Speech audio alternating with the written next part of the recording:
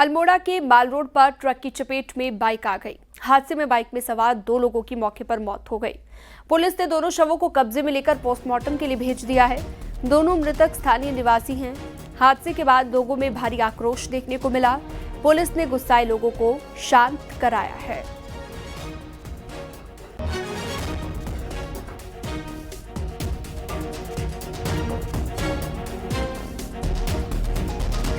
विकासनगर के धूलकोट के जंगल में हिंदू रक्षा दल से जुड़े लोगों का गुस्सा देखने को मिला। गुस्साए लोगों ने मुस्लिम युवकों की 2 दुकानों को तोड़ डाला। दरअसल कुछ दिन पहले इसी जगह पर रेणु शर्मा नाम की महिला अपनी रेहड़ी लगाती थी। रेणु शर्मा का आरोप है कि मुस्लिम दुकानदारों द्वारा लगातार उसे यहां से दुकान हटाने की धमकियां दी जा रही हैं। इतना ही नहीं, कुछ दिनों पहले उसकी दुकान पर मीट भी डाल दिया गया था। लगातार मिल रही धमकियों के बाद रविवार को हिंदू संगठन से जुड़े लोग पहुंच गए और जमकर हंगामा किया। 2 रेहड़ी की दुकानों को भी तोड़ दिया गया।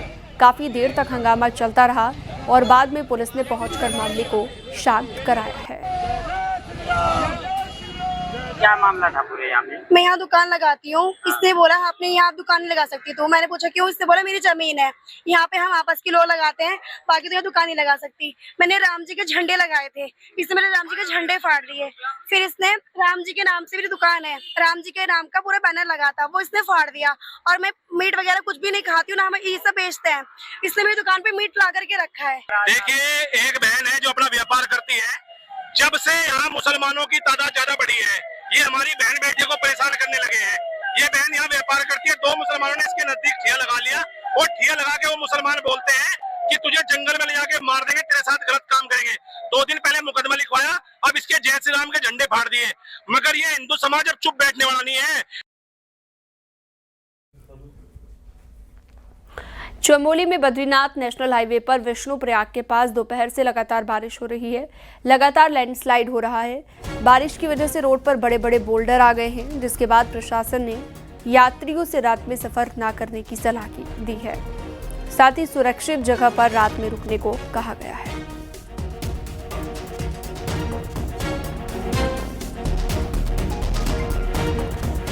हल्द्वानी में मूसलाधार बारिश हुई है, जिसके बाद HMT के पास बरसाती नाला उफान पर आ गया। 2 स्कूटी बह गई और 2 युवक लापता हो गए, जिनमें से एक को पुलिस ने रेस्क्यू कर लिया है, जबकि एक लापता है। इस बीच बारिश के चलते गौला नदी भी जबरदस्त उफान पर आ गई। गौला बैराज से नदी के डाउन स्ट्रीम में 10,000 क्यूसेक पानी छोड़ा गया। इसके साथ ही तेज बारिश के बाद आए मलबे की वजह से नैनीताल भीमताल रोड भी बंद है। वहीं तस्वीरों में आप देख सकते हैं कि बरसाती नाला पूरे उफान पर है। नाले के उफान पर आने से कई घंटे तक आवाजाही बंद हो गई। फिर बाद में नाले का पानी कम होने के बाद आवाजाही को शुरू कराया गया।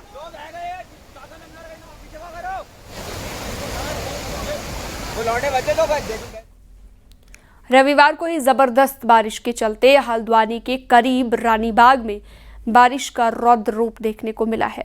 यहाँ पर बरसाती नाले के तेज बहाव से HMT फैक्ट्री के पास बने बिजली सबस्टेशन की दीवार टूट गई, जिसके चलते सबस्टेशन पानी से लबालब भर गया, जिसके बाद रानीबाग समेत पूरे ग्वालापार इलाके की बिजली व्यवस्था ठप हो गई। तस्वीरों में भी देखा जा सकता है कि किस तरह से पूरे सबस्टेशन में पानी भरा हुआ है।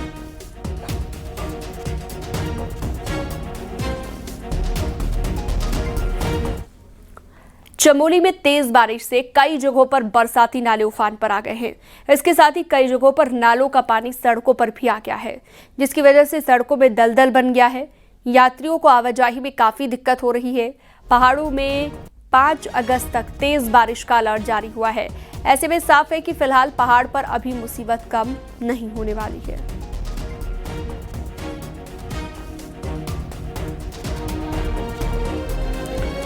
चमोली में तेज बारिश के बाद बद्रीनाथ हाईवे पर हनुमान चट्टी के पास बद्रीनाथ धाम को जोड़ने वाले पुल के नीचे लगातार कटाव हो रहा है। इसकी नींव कमजोर पड़ती जा रही है। पुल के गिरने की संभावना बढ़ गई है। स्थानीय लोगों का कहना है कि शनिवार रात को तेज बारिश की वजह से बरसाती नाला उफान पर आ गया। हनुमान चट्टी में पुल के नीचे तेजी के साथ कटाव हो रहा है। मामले में डीएम का कहना है कि मौके पर बीआरओ की टीम को भेज दिया गया है, जो कि मौके का जायजा ले रही है।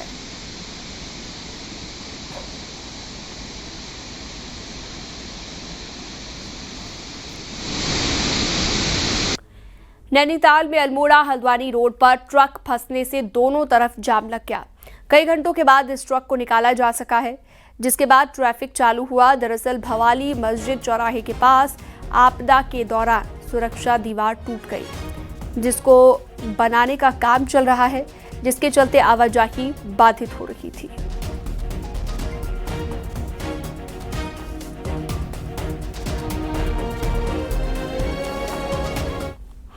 उत्तराखंड में अवैध मदरसों के खिलाफ सरकार की मुहिम पर अदालत की मुहर लगते ही एक बार फिर से अभियान शुरू हो गया है। इस अभियान की जद में हैं अवैध मदरसे और मजार। पिछले हफ्ते हाईकोर्ट ने साफ किया था कि बिना पंजीकरण कोई मदरसा नहीं चलेगा। देखिए,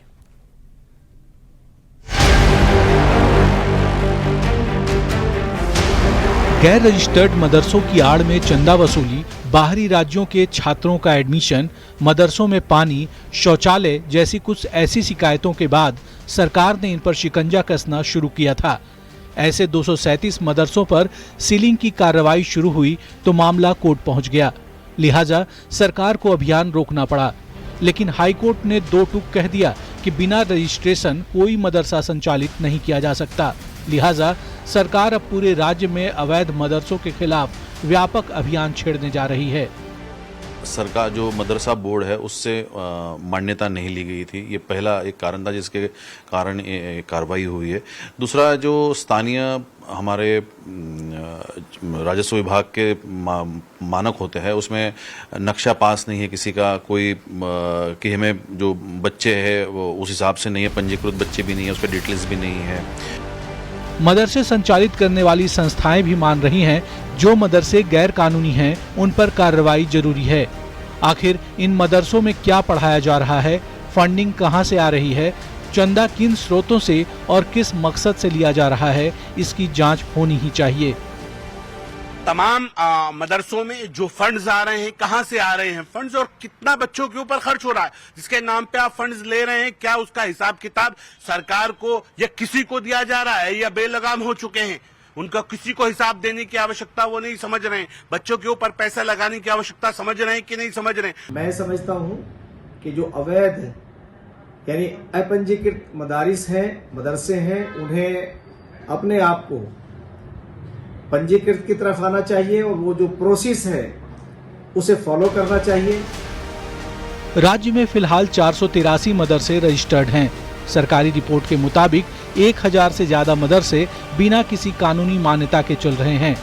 हाईकोर्ट के ताजा फैसले के बाद अब इन सभी मदरसों और अवैध मजारों पर युद्ध स्तर पर एक्शन की तैयारी है। न्यूज़ 18 के लिए देहरादून से सुनील नौप्रभात की रिपोर्ट। देहरादून से एक बड़ी खबर के यहाँ के सलियावाला के जंगल में हाई प्रोफाइल कसीनो का पर्दाफाश हुआ है। देहरादून पुलिस और एसटीएफ के जॉइंट ऑपरेशन में जंगल में चल रहे इस कसीनो का खुलासा हुआ। पुलिस ने मौके से 1900 कसीनो कॉइन्स, 89,000 कैश के साथ 12 मोबाइल जब्त।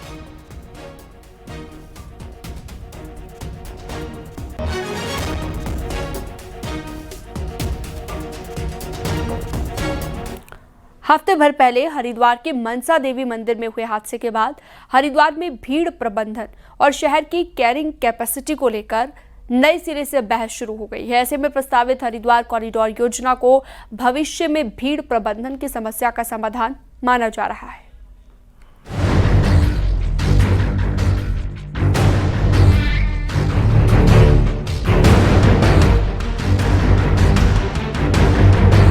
धर्मनगरी हरिद्वार में तमाम स्नान पर्वों और दूसरे आयोजनों में लाखों की तादाद में भीड़ उमड़ती है।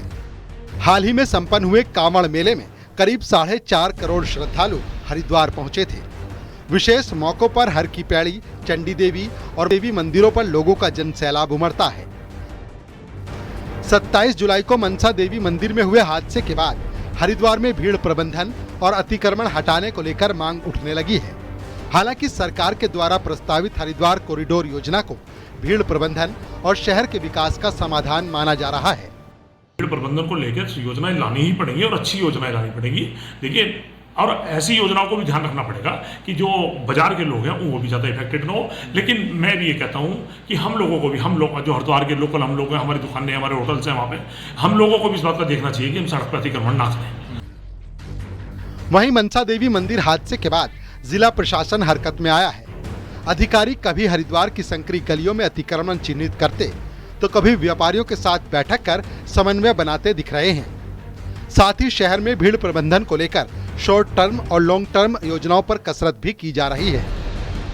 इसमें शासन के निर्देश प्राप्त हुए हैं कि जितने भी हमारे क्राउडेड एरियाज हैं, भले वो मनसा देवी मंदिर हो, चंडी देवी मंदिर हो, हर की पौड़ी क्षेत्र हो, उसका प्रॉपर प्लानिंग करके उसका ट्रैफिक मूवमेंट, क्राउड मूवमेंट के हिसाब से प्लानिंग की जाएगी। हरिद्वार में प्रस्तावित हरिद्वार कॉरिडोर के तहत हर की पैड़ी, बाजार, चंडी देवी और मनसा देवी मंदिर समेत दूसरी जगहों का विस्तारीकरण किया जाना है। फिलहाल कॉरिडोर योजना की डीपीआर तैयार की जा रही है। इसके बाद कॉरिडोर योजना को धरातल पर उतारने की कवायद शुरू की जाएगी। न्यूज़ 18 के लिए हरिद्वार से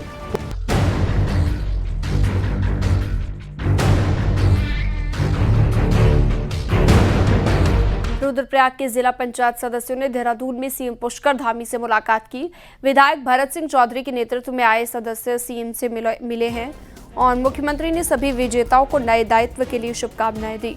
मुख्यमंत्री ने सभी का आह्वान किया कि वो उत्तराखंड राज्य को आगे ले जाने के लिए समर्पित भाव के साथ काम करें।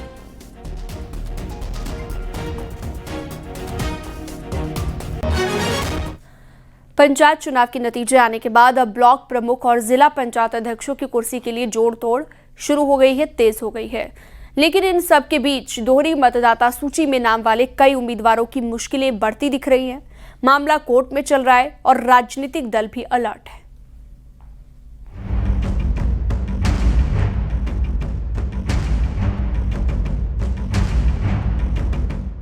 पंचायत चुनाव में कई ऐसे मामले सामने आए जहां एक ही उम्मीदवार का नाम 2 से 3 निर्वाचन क्षेत्रों की मतदाता सूची में दर्ज पाया गया।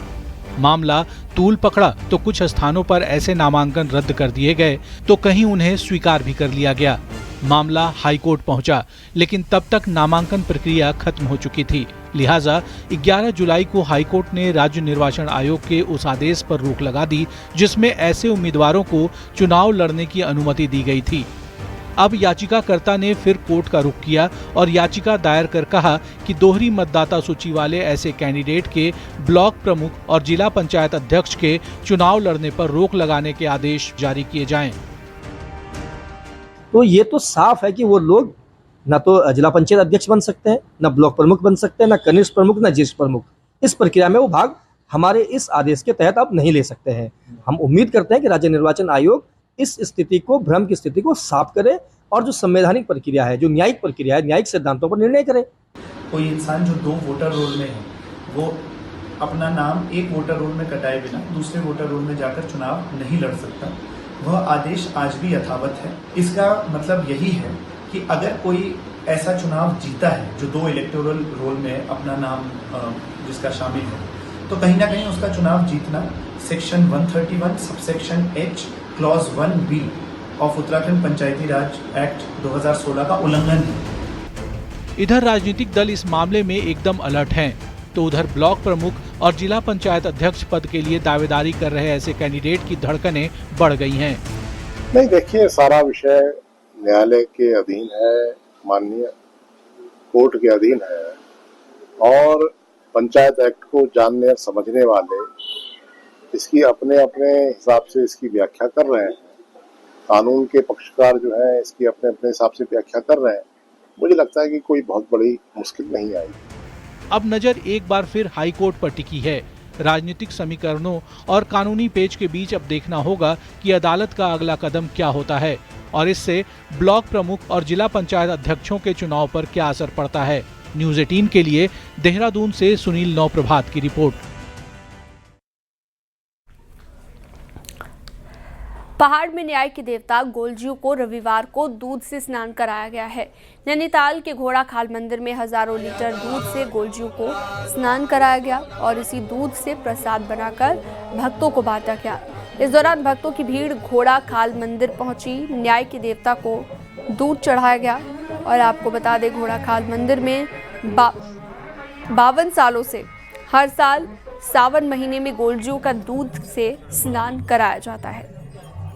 मधु भैरव के अवतार होने के कारण गोलू देवता और दूधाधारी होने के कारण गोलू देवता को दूध से स्नान कराया जाए सावन में। यह प्रथा हमारे स्वर्गीय श्री केदारदत्त जोशी पिताजी, जो यहाँ के पूर्व पुजारी जी के द्वारा शुरू किया था 52 साल पहले।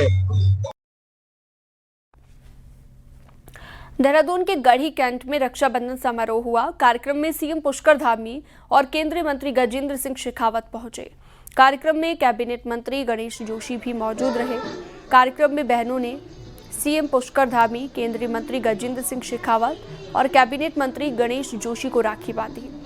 वहीं सीएम पुष्कर धामी ने अपनी बहनों को गिफ्ट भी दिए हैं। ये कार्यक्रम शुरू हुआ था और आज 8.5-9 चेयर लगाई, वो भी कम पड़ गई हैं, लोग खड़े हैं। ये आपका मेरे पर विश्वास, ये आपका मेरे प्रति प्यार, ये आपका मेरे प्रति स्नेह, मेरे पास शब्द नहीं है कि मैं कैसे आपका आभार जताऊं। बहनों, रक्षाबंधन का पर्व पारस्परिक प्रेम, स्नेह और विश्वास का प्रतीक पर्व होने के साथ ही हमें हमारे सामाजिक कर्तव्यों का बोध कराने वाला भी है, जो बहनों के प्रति हमारे कर्तव्यों की हमें हर वर्ष स्मरण कराता है, याद दिलाता है। आप सभी जानती हैं कि हमारे आदरणीय प्रधानमंत्री श्री नरेंद्र मोदी जी हमारी बहन बेटियों को सक्षम बनाने के लिए, आत्मनिर्भर बनाने के लिए, उनके जीवन को ऊपर उठाने के लिए निरंतर कार्य कर रहे हैं। और वक्त एक छोटे से ब्रेक का है, फौरन लौटते हैं।